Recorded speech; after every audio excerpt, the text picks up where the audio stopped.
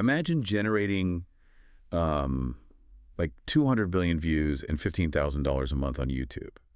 And doing all of that with less than 20 uploads. Right, which is already insane. Yeah, but now imagine doing it without knowing how to draw a single frame of animation, like zero art skills. Yeah. And you build the entire foundation for this channel in just 7 days. See, when you hear that, it sounds like a complete exaggeration or just, a scam. But it's actually this incredibly precise execution of audience psychology, algorithm mechanics, and, well, leveraging tech. We're not just talking about typing a basic prompt into an AI and crossing your fingers. Exactly. So, welcome to today's deep dive. If you've ever looked at one of those massive viral animation channels and thought, like, oh, I need a Hollywood budget or a whole team of pros and years of free time to even compete, you're really going to want to hear this. Yeah, because it completely shatters that whole myth. It really does. Yeah. Today, we are deconstructing the exact blueprint a creator used to launch a brand new animation channel using AI, totally from scratch. So where do we even start with this? Well, the whole inspiration for this sprint came from a specific gaming niche. It's built around this massively popular game called Grow a Garden. And the creator didn't just want to casually participate in the niche. They wanted to systematically capture a huge chunk of that audience. And when we say a huge chunk, we mean record-breaking numbers, Yeah. right? Like Grow a Garden has been hitting these insane concurrent player counts. Yeah. Hundreds of thousands of people logged in at the exact same second. Right. The Google Trends data was just showing a massive, massive spike in interest. But here's the thing. To capture that, you can't just blindly clone what the biggest channels are already doing. Because if you just copy the leader, I mean, you're just offering people something they already have. There's no reason for them to watch you. Exactly. That is like the fastest way to get completely ignored by the algorithm. To stand out, you have to analyze what's working, completely deconstruct the structure, and then find the flaw. Like, where is the ceiling in what they're doing? So when the creator looked at the top videos in this niche, and there's this one short that got 45 million views. It just featured a character being used as a water sprinkler. Which is funny. It is. But they noticed a very specific narrative pattern. It relied on what we call a linear arc. Okay, yeah, let's break down that linear arc for a second. It basically goes hook, then rising action, and then payoff. Right. So you introduce the weird sprinkler idea right at the start to hook them. You show the sprinkler action happening, and then you end with the character being celebrated. It's very satisfying to watch. It is, but the huge downside is that it's incredibly predictable. By the 3rd second of the video, your brain already knows exactly how it's going to end. Oh, and predictability is just brutal for retention on short-form content. It's the absolute enemy, because once the viewer figures out the ending, their thumb they swipe to the next video. So recognizing that, the creator decided to upgrade this storytelling model to a conflict arc. Some people call it a looped arc. Okay, so how does that change things? It fundamentally changes the pacing. The structure goes hook, rising action, and then right when you expect the payoff, you introduce a sudden conflict. Oh, I see. Yeah, so you have conflict, then a comeback, another phase of rising action, and then the ultimate payoff. That's fascinating. So if the linear arc is just a straightforward joke with a punchline, the conflict arc is basically a mini movie. You're breaking the viewer's expectation right in the middle of the story. Exactly. You force them to stick around because you just introduced tension. It needs to be resolved. But what's really interesting is how they actually filled in the blanks of that new structure. Right, because they didn't just sit in a dark room and, wait for inspiration to strike. Not at all. They turned to pure market research. They started hunting for statistical outliers within YouTube Shorts data. And they found this one specific video, right? It had 30 million views, but it was the comments section that made it an outlier. Yeah, it had 16,000 comments. Which is just wild. I mean, if you look at normal engagement ratios on a short with 30 million views, you'd expect, maybe 6,000 or 7,000 comments? Right around there, yeah. So you have this extra 10,000 people who felt so compelled to type something out, and the creator was like, what are they so fixated on? And what did they find in there? Well, they dug into the comments and found this collective obsession with a very obscure game mechanic. Players were just fascinated by having a pet dog character in the game that digs up this highly desirable, super rare item called a Binto seed. A Binto seed. Yeah, and some of the comments talking about the dog had 30,000 upvotes. Okay, so the creator takes that proven idea, the dog and the Binto seed, and just slots it right into the comeback phase of their conflict arc. Exactly. But to have a comeback, you first need a really devastating conflict. So they use a niche finding tool and found a totally different channel.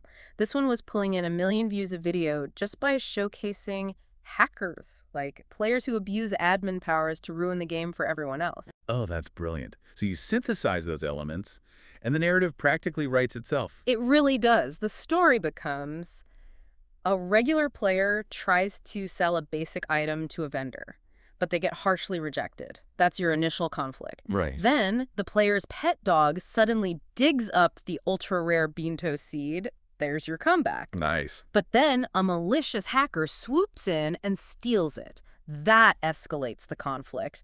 And finally, the hero gets their ultimate revenge on the hacker for the grand payoff. Okay, let's unpack this because it's like looking at a standard fairy tale and deciding to add a sudden betrayal right in the middle. The unpredictability is the actual fuel for the engagement. It's less like Frankenstein and more like being a DJ, you know? I love that analogy, yeah. You aren't inventing new instruments. You're sampling a bass line that, gets people on the dance floor like the dog with the seed, and you're mixing it with a drum beat from another hit song, The Hacker Conflict, to make a guaranteed club banger. What's fascinating here is that this is exactly how you have to view modern content strategy. Original ideas don't inherently win on YouTube. Better execution does. You don't have to be a creative genius from scratch. You just have to be a really sharp observer of human behavior. Yeah. But, okay, having a perfectly engineered script is great, but it doesn't mean anything if you can't actually visualize it. And remember, this creator has 0 animation skills and a self-imposed 7-day deadline. How did they bridge that gap? This is where we cross into the AI engine part of the blueprint, and it starts with the channel setup itself. Before even generating a single image, the creator used an aged account. An aged account. Yeah, they made sure the YouTube account they were using was at least 7 days old and already had a localized watch history. Oh, I see. Because if you spin up a brand new email at like 9:00 a.m., make a channel at 9:45, and upload an AI video at 9:10, the security algorithms are just going to flag you immediately. Exactly. They'll assume you're a spam bot running a script, and your video will basically get shadow banned. 0 views. You have to prove you're a legitimate human consumer before the algorithm trusts you as a creator. That makes a lot of sense. So they secure the account, and then what? Then they used ChatGPT to brainstorm the channel name. They landed on Broke Blocks Reel. Broke blocks reel. It has that kind of relatable underdog vibe to it. Right. But during this whole visual branding phase, they hit a classic limitation with the AI tools. The AI completely fumbled the branding assets. How so? Well, the creator prompted ChatGPT for a profile picture and a channel banner.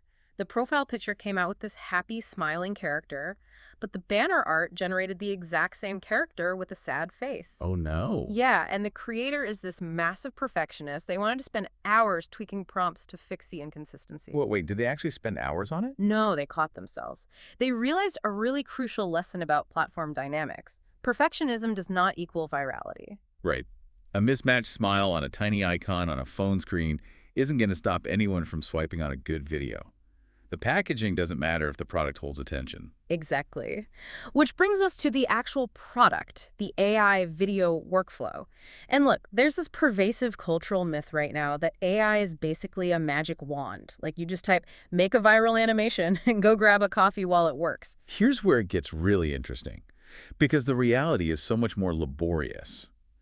When the creator fed their conflict arc into ChatGPT to get image prompts, that first 30-second draft it spit out was terrible. It was completely unusable. It was garbage. The lighting was all over the place. The art styles completely changed between scenes. Characters looked bizarre. Which is such a paradox. Yeah. Because if AI is supposed to be the ultimate shortcut, why did it fail so hard on the very first try? Because AI isn't an autopilot. It is a co-pilot. It needs you in the driver's seat holding the wheel. The AI doesn't understand pacing or continuity or cinematic lighting unless you explicitly tell it to. So they had to get in there and do some rigorous prompt engineering? Very rigorous. They had to manually adjust the text prompts, add specific constraints for camera angles like telling it to use an isometric viewpoint, and dictate the lighting. but most importantly, they had to feed the AI-specific reference images from the game itself, telling it, do not deviate from this exact style. Right. And once they wrestled those consistent images out of the generator, the next step was bringing them to life with an AI video tool. Yes. And the instructions they give the video tool were surprisingly basic. They'd take a static image and just type, make the character run towards the camera and have the ground moving beneath them. And the output from that simple instruction, I mean, this is where the tech leverage just blows my mind. The creator was amazed because as the AI animated the character running, it automatically calculated how the character's hat should realistically interact with the virtual sun in the scene. Yeah. The shadows actually shifted dynamically over the brim of the hat, frame by frame. To do that manually, a traditional animator would have to build a 3D environment, place a light source, rig the model, render the light paths. It takes forever. And the AI just inferred all of that physics instantly from a flat 2D image. It really proves that the technical barrier to animation is effectively zero now.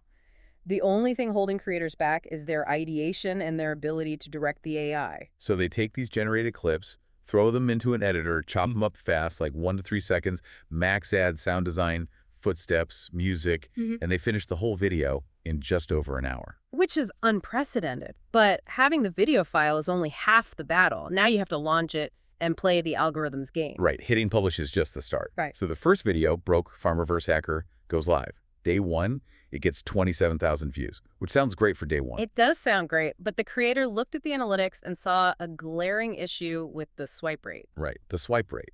For anyone who doesn't know, that's the percentage of people who chose to stay and watch when the video popped up versus people who immediately scrolled past. And the ideal target for a viral short is usually an 80% swipe rate. But this video only hit 61%. Right, so nearly 40% of people bailed instantly. However, the retention metric told a totally different story. For the people who did stay, they watched for an average of 46 seconds. And on a video that's less than a minute long, that is incredibly high retention. It is, and this discrepancy perfectly explains the discovery phase of a new channel. Your first upload is always subject to algorithmic luck. YouTube is just trying to find your audience. It serves the video to a random cohort, and a lot of those people who swiped away just weren't gamers. Yeah, the creator even brought up a past channel to prove this. Upload number 1 got 70,000 views. Upload number 2, 10 million. Exactly. If you give up after one suboptimal swipe rate, you miss out entirely. Patience is a strategic requirement here, which brings us to the most critical algorithm hack in this whole blueprint. Yes. The 48-hour breathing room rule. So what does this all mean? When I read this, it kind of flipped my understanding of the platform on its head. The creator says that for your first 5 uploads, you must wait at least 48 hours between publishing each video. But it's not just blindly waiting 2 days. You have to actively watch your real-time analytics. Right, you're looking at your dashboard, at the view candles, those little bar graphs showing minute-by-minute traffic. You wait until those hourly view candles drop below 100 views an hour, and they have to stay there for 12 straight hours. That sustained drop is the algorithm's mechanical signal to you. It's saying, okay, I've finished testing this content. I'm ready for your next upload. Which goes against every instinct I have. If I have a video blowing up, I want to strike while the iron is hot. I'd want to post video number 2 immediately to ride that momentum. And that is the trap. That exact instinct actively damages new channels. The creator shared this really painful anecdote where, on a past project, their 3rd video took off, hit 500,000 views really fast. They got super excited, rushed to upload the 4th video, and it completely flopped. Under 1,000 views, right? Yep. But why? If the algorithm likes the channel, why does feeding it more content kill the momentum? If we connect this to the bigger picture, you have to look at the macroeconomics of YouTube Shorts. With billions of views happening, YouTube relies on supply and demand. If your video goes viral, YouTube allocates a specific bucket of impressions to your channel. If you flood the system with new supply while your previous video is still peaking, you force the algorithm to split that bucket. You cannibalize your own reach. Exactly. You break the demand cycle for your channel. It's literally like feeding a campfire. If you throw a huge log on right as the fire is building, you just smother it. You choke out the oxygen. You have to wait for the flames to settle before you add the next piece of wood. That is a perfect analogy. Give the video time to breathe. And the creator proved this. After that rush 4th video flopped, they deleted it. They waited a few days, let the third video cool off, and then re-uploaded that exact same fourth video later. And it skyrocketed to 13 million views, just because they changed the timing. So back to our 7-day sprint. The creator follows their own rule, waits the 48 hours, views drop below 100 an hour, and they upload video number 2. And for this one, they made a slight pivot. They noticed the audience liked Roblox games in general, not just the grow a garden niche. So they took their proven conflict arc and mapped it onto a new, trending Roblox game. Does it pay off? Oh, yeah. The second video just crushes it. It hits that magical 80% swipe rate, averages 38 seconds of view time on a 43-second video. It climbs to 150,000 views and secures 1,000 subscribers. Which is the threshold to get into the partner program, started making ad revenue, so the strategy worked. It worked perfectly. But there was a plot twist. Despite the great metrics, the comments section started turning negative. People were complaining that the video is AI. Right. And you might think, oh, the audience hates AI, the tools are too obvious. But the creator runs multiple other AI channels, like a football channel that gets 400,000 views with 0 AI complaints. So they knew the AI wasn't the actual problem. Wait, so the viewers weren't rejecting the AI technology. They were rejecting the bad writing. Precisely. The tool was flawless, making the hat interact with the sun perfectly, but the story went off the rails. The creator realized the hacker conflict they wrote for this Roblox game was way too exaggerated. It didn't make logical sense in that specific game. This raises an important question about highly unrealistic AI content. If you create something logically broken, it becomes novelty-based content, and novelty loses its appeal instantly. You can't build a brand on gimmicks. The story has to feel grounded. It's like the uncanny valley of storytelling. The animation is smooth, but the emotional core is hollow, and the audience can smell it. They blame the AI, but they're really just lacking a human connection to the narrative. It proves human authenticity is still absolutely required. The AI can render the shadows, but only a human can calibrate the emotional resonance so it doesn't feel like a cheap gimmick. Wow. Okay, so synthesizing all of this, 7 days, from zero to a viral channel. It proves that success isn't about a totally original idea or spending years learning to animate. It's about reverse engineering what works, like that conflict arc. It's about directing AI to do the heavy lifting and having the sheer discipline to let the algorithm breathe. Absolutely. And I think there's a really provocative thought to leave you with here. If the technical barrier to creating high-quality animation has truly dropped to zero, we are entering a fascinating new era. The future of entertainment won't be dictated by who has the best technical skills or the biggest animation studios. It will be entirely dictated by who has the deepest understanding of human psychology. If anyone can make a video, the only question left is, who knows how to tell a story that people actually want to watch? That is such a powerful note to end on. It's an entirely new playing field. Well, thank you so much for joining us on this deep dive. We hope it gave you the cheat codes you were looking for. Keep analyzing the algorithms, and we will catch you in the next one.